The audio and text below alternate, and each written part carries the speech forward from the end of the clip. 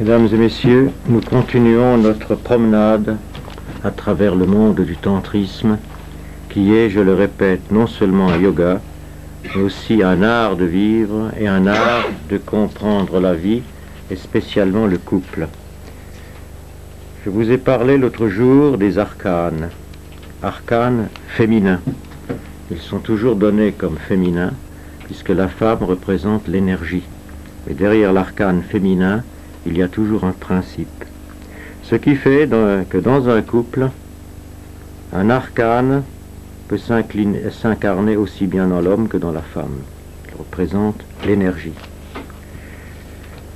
J'ai commencé par les arcanes féminins excessifs. Ils jouent un grand rôle dans le tantrisme, car le tantrisme vise un but excessif, l'introversion de la force érotique.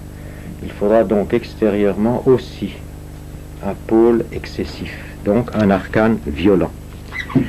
Il y a des couples qui sont tantriques sans le savoir. Ceux qui vivent, par exemple, avec quelqu'un qui a sur soi l'arcane de Cybèle. Les Tibétains disent qu'il y a deux sortes de divinités féminines. Il y a les déesses paisibles et les déesses irritées. Mais on ne peut pas avoir l'une sans passer par l'autre. Ce sont les deux faces d'une même médaille. En Égypte, la même chose. Vous avez Bastet, la déesse à tête de chatte, des déesses de la musique, de la joie, de l'érotisme.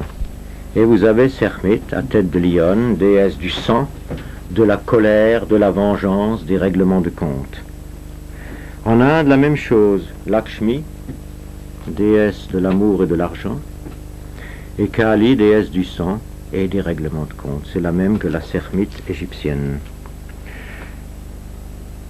Dans un couple, comme je l'ai dit, il peut y avoir l'un des partenaires qui incarne un de ces arcanes. Ça peut être aussi la mère et le fils, la mère par rapport au fils ou le père par rapport à la fille. Et je vous conseillerais d'ouvrir un dossier des arcanes, une page, et la première, vous la consacrerez à Cybèle. Je lui donne de l'importance parce qu'elle est importante dans le monde moderne. Cybèle, j'ai raconté son histoire la dernière fois, c'est la mère excessive qui s'interpose entre l'absolu et l'humain en les accaparant l'un et l'autre, mais en formant malgré tout écran. C'est la mama, c'est la mère castratrice de Freud.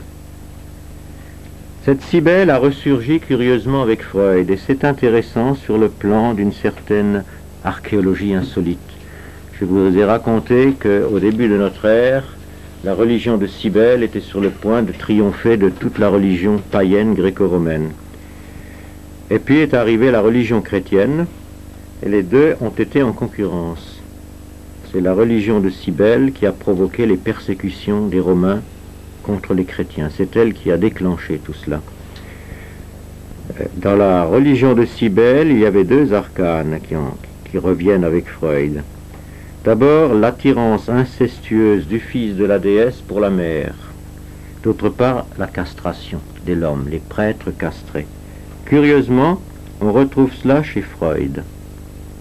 Freud pense que tout être, à un moment donné ou en l'autre, a une attirance incestueuse pour sa mère, ou s'il s'agit d'une fille, pour son père. Moi, je ne crois pas que ce soit vrai. C'est le cas des dégénérés, cela. On peut être dégénéré temporairement, bien entendu, et se régénérer ensuite. La pharmacie et la médecine sont faites pour ça.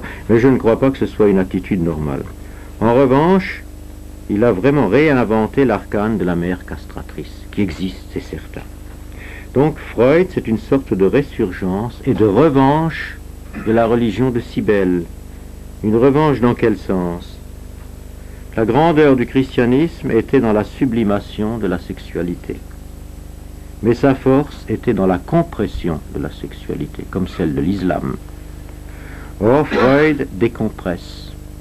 Il décompresse la sexualité, et ça coïncide, il faut le reconnaître, avec un effondrement de l'Église. Donc, il y a comme un règlement de compte qui se fait actuellement. Quelle attitude peut-on avoir devant cet arcane de Cybèle, si on le subit par la mère ou par l'épouse, ou, pour le cas de la femme, le père, l'époux. Eh bien, il y a d'abord la solution de l'acceptation, ce qui donne la domination exclusive d'un éternel féminin, mais partial, qui forme écran, comme je l'ai dit. C'est la mère excessive, pas la mère spirituelle. L'homme s'emprisonnera dans une situation infantile. Il sera un faux adulte et un faux héros. Aujourd'hui, cet arcane, d'une façon abstraite, règne sur notre société. Nous avons le culte du champion, faux héros. C'est un effort pour rien. Il a couru, il a mis 1 minute de moins pour faire ses 1000 mètres. C'est gentil, c'est sympathique, mais ce sont de faux héros qu'on tente de substituer aux héros de notre histoire.